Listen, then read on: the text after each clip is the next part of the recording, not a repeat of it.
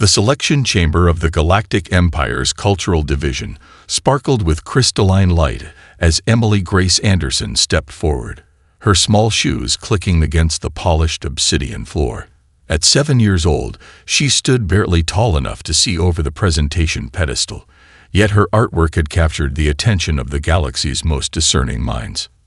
"Remarkable," whispered High Selector Vex Thor, their multifaceted eyes reflecting the holographic display of Emily's paintings. The neural patterns in these brushstrokes suggest an awareness we've never seen in pre-contact species. Emily's latest piece floated before the Selection Council, a watercolor depicting Earth's children holding hands with imagined alien friends beneath a star-filled sky. The colors swirled and danced with a vibrancy that made even the stoic Imperial assessors lean forward in their gravity chairs. James Anderson watched from the observation gallery, his hand tight around his wife Catherine's. They'd been skeptical when the Empire's scouts first appeared at Emily's elementary school art fair in suburban Minnesota. Now, standing in humanity's first embassy to the stars, they couldn't help but feel pride mixed with their parental concern. "The child will be the perfect ambassador," announced Secondary Selector Zul. "Her artistic genius transcends mere technical skill. She intuitively grasps concepts our own younglings take decades to master." Emily beamed at the praise, adjusting the rainbow barrette in her auburn hair. Her paint-stained fingers clutched Mr. Trunks, the well-loved stuffed elephant that had witnessed the creation of every masterpiece since she could hold a brush. The Empire's representatives approached the Anderson family with practiced grace, their ceremonial robes flowing like liquid starlight. "Your daughter will receive the finest education the galaxy can provide," they assured. The Young Species Cultural Exchange Program has successfully integrated thousands of promising individuals from newly discovered civilizations. Catherine stepped forward, her teacher's instincts prompting her to ask the questions other parents might miss. "And you're certain your educational methods are compatible with human biology?" Emily's still developing. Her neural pathways are still forming. "My dear lady," Chief Medical Officer Xenri chuckled, the sound like chimes in a digital wind, "we've perfected these procedures across 50,000 species. Your concerns, while touching, are unnecessary. She'll return in 1 standard year, enriched beyond Earth's current capabilities to measure." The processing center gleamed with medical technology centuries beyond human understanding. Emily lay on the scanning bed, Mr. Trunks tucked under her arm, as the neural compatibility scan began. The first warning signs came subtly, fluctuations in the quantum field readings that the Imperial doctors dismissed as routine variants. Dr. Sarah Martinez, Earth's assigned medical observer, saw the discrepancy immediately. "Wait," she called out, her voice sharp with alarm.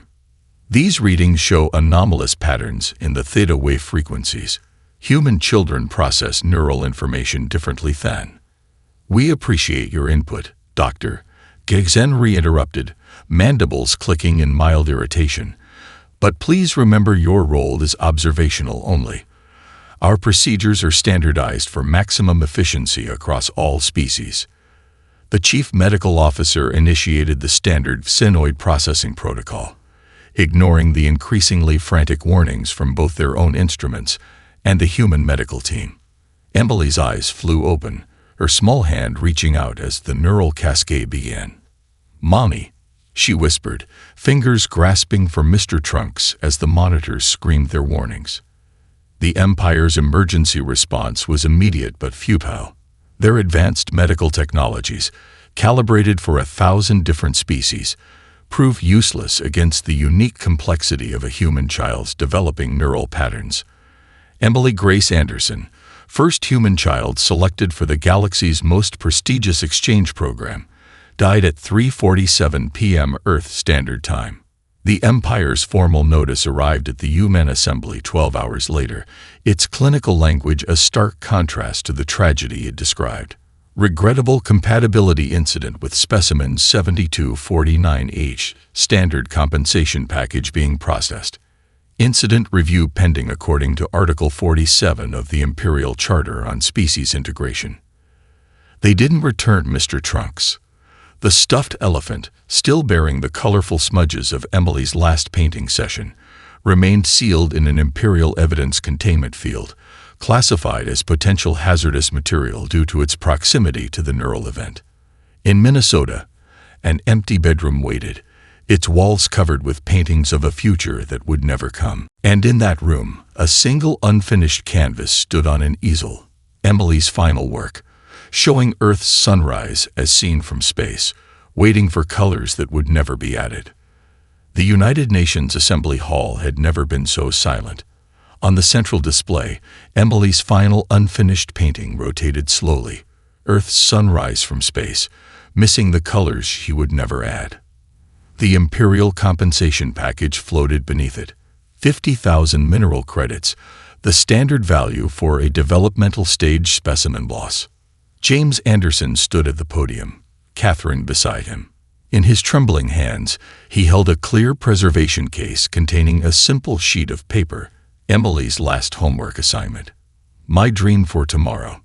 The title read in careful second-grade handwriting, decorated with small hearts over the eyes. My daughter, he began, his voice carrying across the hushed chamber, was not a specimen. The words fell like stones into still water. She was a little girl who painted sunrises because she believed every new day brought another chance to make someone smile. Screens around the hall displayed Emily's artwork. Each piece told a story. Aliens and humans playing together in parks, shared meals with families of different species, and crystalline cities where every child, regardless of origin, could chase their dreams among the stars. Catherine stepped forward, unfolding a paint-stained sheet of paper. This arrived yesterday from Emily's art teacher. It's the class roster for next semester's advanced program. Emily's name is still there, written in Miss Thompson's handwriting before she couldn't finish the sentence. The Imperial ambassador rose from their designated seat, mechanical translator humming. The Empire extends its sympathies for your emotional distress. However, the compensation package is more than generous by galactic standards. We suggest generous. The word came from the Chinese ambassador, who had stood so abruptly his chair clattered backward. You believe you can measure a child's life in mineral credits. He turned to face the assembly, his usual diplomatic restraint cracking. My granddaughter attended the same school. They shared lunch together. Emily taught her to mix watercolors. One by one, representatives began to rise. The Russian delegate tossed a datapad onto her desk, the sound sharp in the quiet room. The Kremlin withdraws from all Imperial technology exchange programs, effective immediately. Her voice carried steel. We will not participate in systems that value our children so cheaply. The Japanese ambassador stepped into the central floor, bowing deeply to the Andersons before facing the Imperial representative. Japan announces the immediate conversion of our entertainment and media industries to support Earth's response. Every screen, every broadcast, every digital billboard will ensure the galaxy knows Emily Grace Anderson's name. Across the chamber, the European Union's chief delegate activated her comlink, broadcasting on all frequencies. The European Union hereby freezes all Imperial assets within our territories. We invoke Article 7 of the Human Rights Charter, extending its protection to all Earth's children in Imperial space.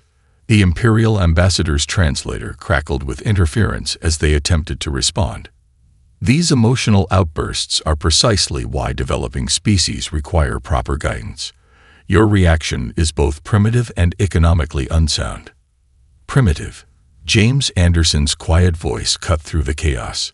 He reached into his pocket and withdrew a small, worn photograph. This was taken the day before you took her. The image projected above the assembly. Emily in her backyard, teaching her younger brother how to hold a paintbrush, both of them laughing as they splattered colors across a canvas. You call us primitive because we love our children, because we value their laughter more than your mineral credits. Catherine's voice joined her husband's, steady despite her tears. Then perhaps the galaxy needs a lesson in primitiveness. The United States ambassador approached the podium, a document materializing in the air before him. I present Resolution 2417, co-sponsored by every nation represented in this chamber, the Never Again Doctrine, a declaration that no human child will ever again die at alien hands. The vote was unprecedented in human history, unanimous across every nation, every political divide bridged by shared grief and determination. As the results flashed across the chamber's screens, the Imperial ambassador's translator struggled to convey their bewilderment. "This is highly irregular," they protested. "The Empire has not faced military opposition in 12,000 years. Surely you understand the futility." "What we understand," James Anderson interrupted, holding up Emily's unfinished sunrise, "is that somewhere in your empire, our daughter's stuffed elephant sits in a containment field, still marked with her fingerprints. What we understand is that you thought you could reduce her life to a transaction." He turned to face the assembly, his next words becoming Earth's battle cry. "You believe you've seen primitive. You believe you understand human emotion." His hand touched the preservation case holding Emily's homework. "Show them. Show them what happens when humanity has something worth fighting for." The resolution passed in a wave of green lights. Earth, for the first time in its history, stood as one. The Imperial War Council gathered in their quantum-shielded command center, monitoring the deployment of their planet-killer fleet. On their displays, Earth appeared as an insignificant blue marble, its primitive defenses barely registering on their advanced sensors. "These humans," Supreme Commander Vextril sneered, "still use silicon-based computing. They haven't even mastered quantum entanglement communications." The commander's attention shifted to a report of Earth's military assets. "Their most powerful weapons wouldn't scratch our lowest-grade shields." In a suburban Detroit basement, 16-year-old Marcus Chen adjusted his glasses and cracked his knuckles. His laptop, held together with duct tape and running a modified version of Linux, connected to a network of thousands of other teenage hackers worldwide. "Hey, Empire," he whispered, fingers flying across the keyboard. "Let's see how your quantum computers handle some good old-fashioned chaos theory." The first strike came not with missiles or energy weapons, but with code. The Empire's neural organic defense networks, designed to repel the most sophisticated AI attacks, encountered something they'd never been programmed to fight: human improvisation. Marcus's program, built on principles he'd learned creating Minecraft mods, slipped through quantum firewalls like water through cracks. "Impossible," muttered Imperial Techmaster Zix, staring at failing systems across their network. "Their code. It's not following any known logic patterns. It's as if they're making it up as they go along." They were. In Seoul, a college sophomore's virus based on her grandmother's kimchi recipe corrupted Imperial targeting systems. From Mumbai, a call center employee's weekend coding project turned Imperial Shield frequencies into dubstep music. A Brazilian teenager's social media algorithm, designed to share cat videos, began flooding Imperial communication channels with endless loops of Emily's artwork. At NASA headquarters, Dr. Jennifer Martinez watched the chaos unfold with grim satisfaction. "The Empire built their systems on perfect logic," she explained to the Joint Chiefs. "But humanity? We thrive on beautiful imperfection." Her team had discovered that Imperial neural networks, trained on millions of years of organized data, couldn't process human, illogical coding patterns. To their quantum computers, human programming looked like random noise. The Empire's response was predictably overwhelming.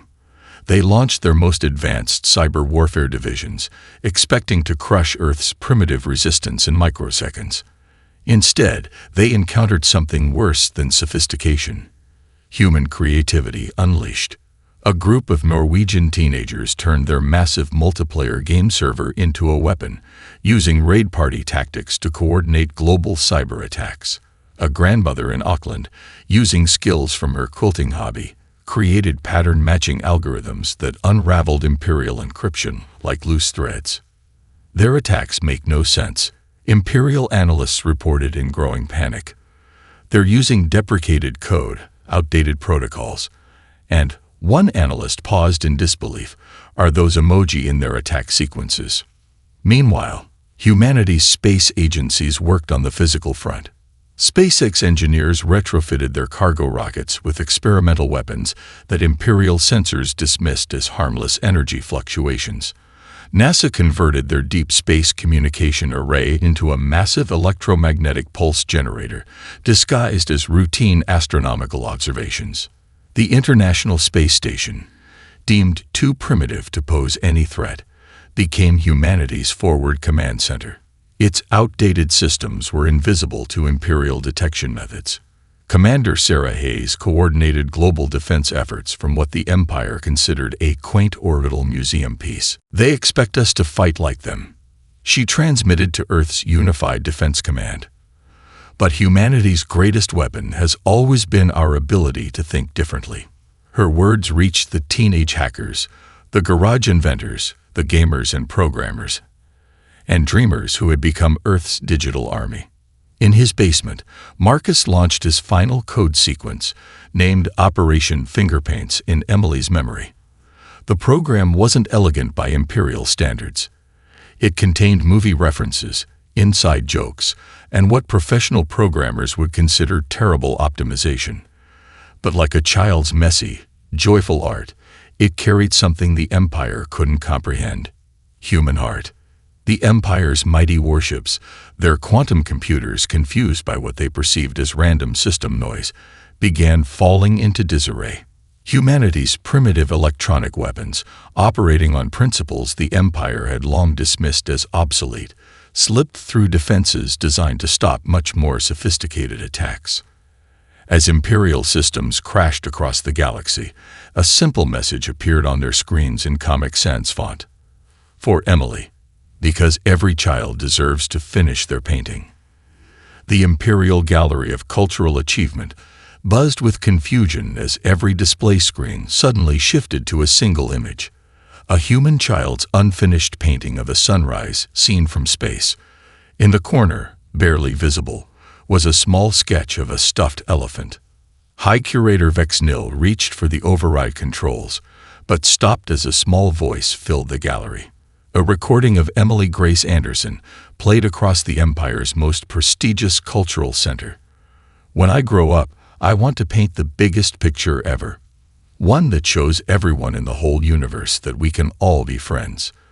In the Imperial capital's education sector, young Zinlara tugged at her parental unit's ceremonial robe. Why didn't they let her finish her painting? The question, innocent and devastating, spread across Imperial society like ripples in still water.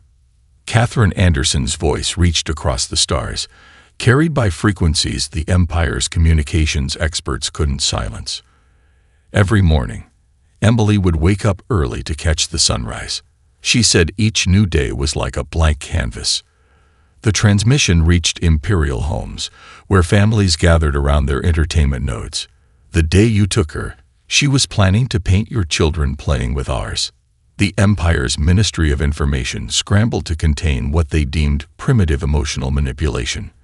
But they discovered that quantum algorithms and neural suppressors were useless against something as simple as a mother's grief.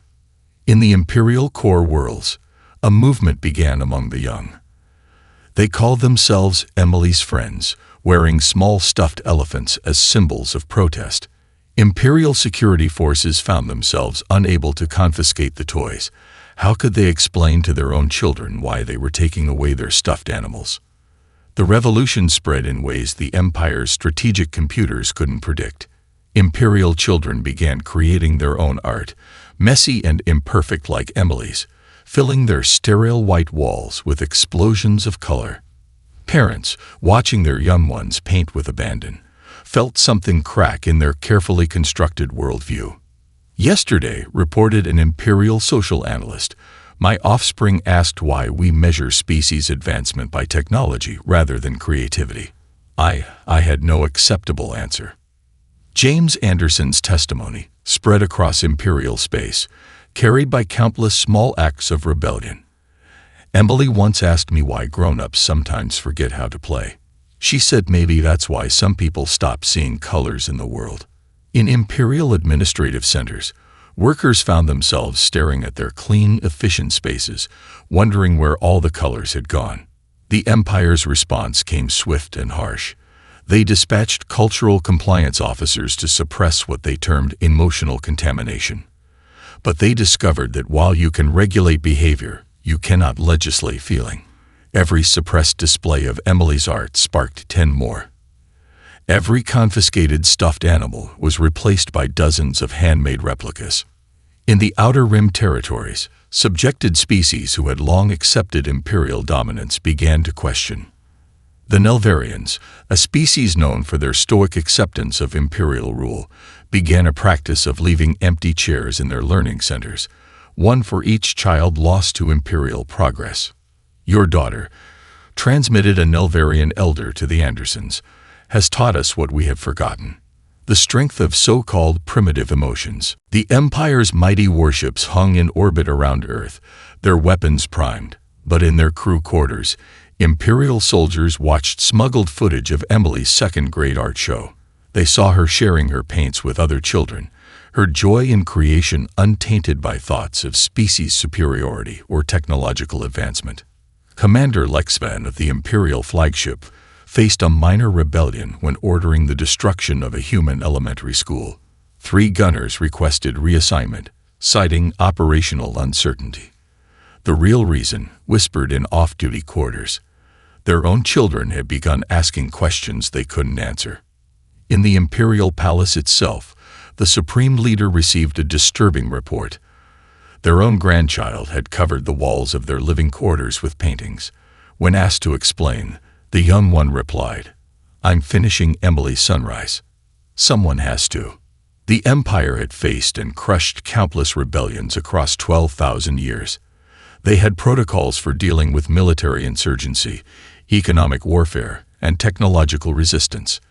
But they discovered they had no defense against a child's unfinished painting, against the simple truth that love and creativity know no species boundaries. As Emily's story spread, the Empire faced a threat greater than any military force: the awakening conscience of their own people, sparked by the recognition of a universal truth, that in every child's art, regardless of origin, lies the hope for a better tomorrow.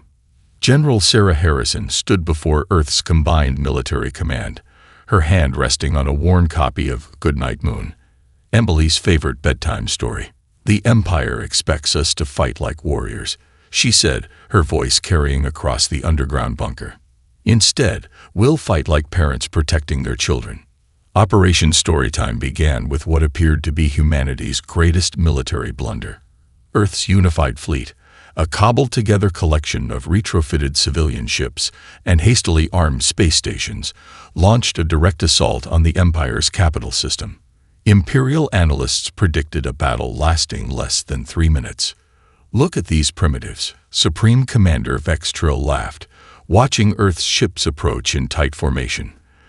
"They don't even understand basic void warfare tactics." He ordered the Empire's primary defense fleet to concentrate on the human armada. "Let's end this emotional outburst once and for all." But as Imperial warships moved to crush Earth's apparent suicide run, they missed something crucial. Each human vessel broadcasted Emily's art on all frequencies, filling Imperial sensors with what they dismissed as cultural noise. Hidden within the painting's digital signatures was a complex coordination network, allowing Earth's real strike force to slip through blind spots in Imperial detection. Behind the main assault, thousands of civilian ships emerged from hyperspace. Each bore Emily's final sunrise painting on its hull, transformed into solar reflective panels that confused Imperial targeting systems. These vessels carried Earth's true weapon, small teams of special forces, chosen for their unique skills. Among them was Lisa Chen, a former kindergarten teacher turned infiltration specialist. She led her team through Imperial security by simply walking through the front door, her group disguised as maintenance workers. Their primitive approach, using paper documents and memorized codes instead of digital systems, rendered them invisible to the Empire's sophisticated security algorithms. Who bothers to scan the cleaning crew?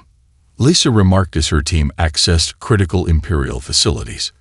Their weapons, designed to look like everyday tools, passed right through security checkpoints, calibrated to detect advanced energy signatures. In another sector, James Martinez, a baseball coach before the war, led his squad through Imperial defenses using sports plays.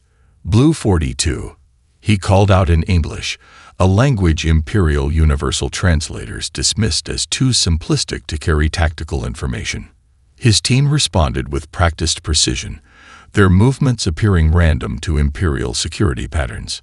The Empire's mighty warships engaged Earth's decoy fleet, their superior firepower creating spectacular light shows that drew every eye and sensor. Meanwhile, the real invasion force moved through Imperial society's blind spots, the service corridors, maintenance ducts, and civilian sectors deemed too insignificant for heavy security. Commander Jessica Wong's team infiltrated the Imperial Central Command, disguised as a catering service. Their secret weapon, real, home-cooked Earth food. The Empire's biosensors, programmed to detect advanced weapon signatures, completely missed the simple chemical compounds of chicken soup and chocolate chip cookies. Your cultural contamination ends today, an Imperial officer declared, facing down Earth's apparent main assault. He never noticed the maintenance worker behind him, humming "Take Me Out to the Ball Game," while planting electromagnetic disruptors disguised as cleaning supplies. The brilliance of Operation Storytime lay in its embrace of everything the Empire dismissed. Earth's soldiers carried children's books alongside their weapons, their passwords were nursery rhymes, and their tactical communications hidden in playground games. Imperial security systems, searching for sophisticated military codes, filtered out these irrelevant cultural elements. In the heart of the Imperial Palace, a small team led by former school librarian Robert O'Connor reached their objective. Their mission wasn't to destroy or conquer. It was to retrieve something precious, a small stuffed elephant, still sealed in a containment field, bearing the colorful fingerprints of a young artist. As Imperial forces realized the true scale of the infiltration, it was already too late. Humanity had turned the Empire's prejudices into a weapon, using their perceived primitiveness as a shield. Critical systems began failing empire-wide, disabled not by advanced cyber attacks, but by simple mechanical sabotage. Techniques so old they weren't even in Imperial security databases. General Harrison's voice echoed across all frequencies as the operation reached its climax.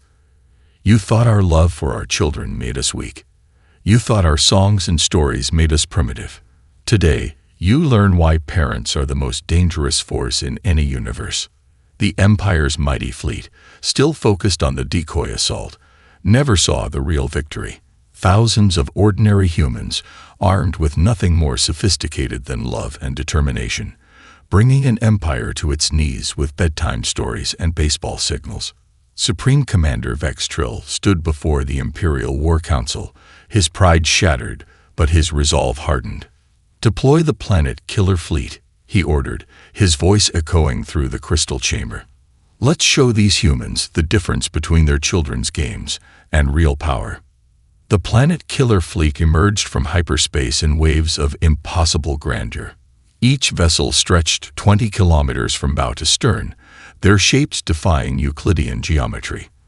The smallest ship in the fleet could crack a continent, the largest could shatter worlds. In Houston's mission control, Dr. Elena Rodriguez watched the enemy armada appear on their screens. Behind her, pinned to the main display, hung Emily's unfinished sunrise painting. "They expect us to either surrender or die," she said to the assembled engineers and scientists. "Instead, we'll show them how humans protect their homes." The Empire's initial scans of Earth's defenses registered nothing but confusion. Where were the planetary shields, the defense platforms, the massive weapon arrays any civilized species would have constructed? "Primitives to the end," sneered Fleet Admiral Zix.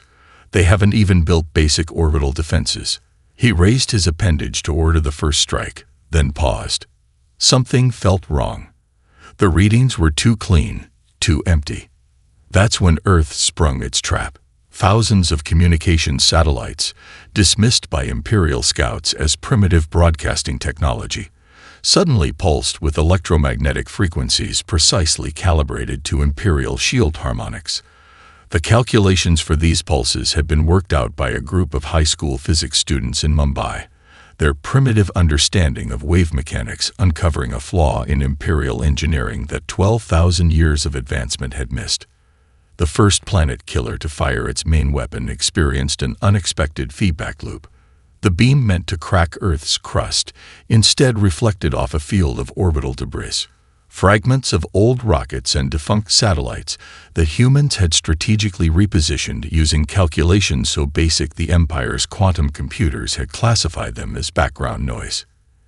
Impossible, breathed Admiral Zix as the massive vessel's shields flickered and failed. They're using garbage as a weapon. Dr. Rodriguez's voice crackled across all frequencies. We learned something watching you. Your technology looks for complexity, for advancement. It's blind to simple solutions. Around Earth, a web of seemingly obsolete weather satellites activated modified Doppler radar arrays, their crude radio waves creating interference patterns that played havoc with Imperial targeting systems. Nuclear missiles, technology the Empire had dismissed as laughably primitive, launched from hidden silos worldwide. Their signatures masked by the electromagnetic chaos, they slipped through gaps in Imperial defenses that no advanced weapon could have penetrated. The Empire's mighty ships found themselves fighting an enemy they couldn't properly see or target. Their sophisticated sensors, calibrated to detect and counter the most advanced energy weapons, were overwhelmed by the sheer variety of Earth's outdated technology. A battleship commander watched in horror as his vessel's quantum shields, capable of repelling plasma torpedoes and dark matter bombs, failed to stop a kinetic bombardment of simple tungsten rods accelerated by Earth's gravity. The Empire had forgotten that sometimes the oldest solutions were the most effective. "They're everywhere and nowhere," reported another commander as his ship's systems crashed, disabled by a computer virus written in BASIC, a programming language so ancient that Imperial cybersecurity didn't recognize it as code. Dr. Rodriguez coordinated the defense from a bunker beneath the Johnson Space Center. Surrounded by technology the Empire would consider museum pieces. Each of these weapons, she explained to the United Earth Defense Council, was designed around a simple principle: the most sophisticated lock can be broken by the crudest key. The planet killer fleet's formation began to break. Ships meant to destroy worlds found themselves snared in webs of simple physics and basic chemistry. Their commanders, trained to counter the most advanced warfare techniques in the galaxy, had no protocols for dealing with solutions they'd dismissed as beneath notice. As the mighty fleet faltered, a message broadcast across all frequencies, transmitted from the International Space Station in simple radio waves. It was Emily's voice, from a recording made during her school science fair. Sometimes the best answers are the simple ones, like when I mixed red and yellow to make orange. Sometimes you just have to try things to see what works. The Empire's mightiest war fleet, bristling with technology that could unmake planets, found itself being systematically dismantled by solutions that any high school science student could understand. In their drive for advancement, they had forgotten that complexity breeds vulnerability, and that sometimes the simplest answer is the strongest. Above Earth, the sunrise Emily never got to finish painting began to break across the horizon, its light reflecting off clouds of debris and disabled Imperial ships. Nature's own art piece, painted in the colors of humanity's defiance. Lieutenant Sarah Chen of Earth Intelligence sat in a dimly lit room aboard the captured Imperial research vessel Eternal Progress, surrounded by holographic displays of archived data. Her hands trembled as she decoded yet another file, each revelation worse than the last. "Send this to command immediately," she ordered, her voice tight with controlled rage. The file she just decrypted wasn't a medical accident report. It was a research protocol. One of thousands. Emily's death hadn't been a tragic mistake. It had been data collection. In Geneva, The United Earth Defense Council gathered to receive the intelligence. James and Catherine Anderson sat in the front row, their presence a reminder of why this war began. On the massive screen before them, Imperial research logs scrolled past, each entry more damning than the last. Species Development Study 147B, read Admiral Rodriguez, her voice growing colder with each word. Subject 7249H showed promising neural plasticity. Increased voltage applied to determine maximum threshold for human cognitive enhancement. Subject expired at 47% above baseline. Recommendation: future specimens should be processed at 45% for optimal data collection. Catherine's sob echoed through the chamber. James held her hand, their wedding ring catching the light. The same hand that had helped Emily hold her first paintbrush. But Emily's file was just the beginning. The Imperial research vessel's databases revealed decades of similar incidents across dozens of species. The Empire hadn't just been integrating new civilizations, they'd been experimenting on them, using children as test subjects for their enhancement protocols. They chose children, explained Dr. Marcus Wong, lead xenobiologist, because young minds are more adaptable. They disguised their research program as a cultural exchange, selecting the brightest and most gifted. His voice cracked. They did it everywhere, to everyone. Emily was just the first human case. The revelation spread across the galaxy like wildfire. A group of teenage hackers, led by the same ones who had first breached Imperial defenses, made sure every Imperial citizen saw the truth. They named their operation Show and Tell, after the elementary school tradition Emily had loved. The impact was immediate and devastating. On the Imperial core world of Nexus Prime, a mother named Ziraval watched the evidence with growing horror.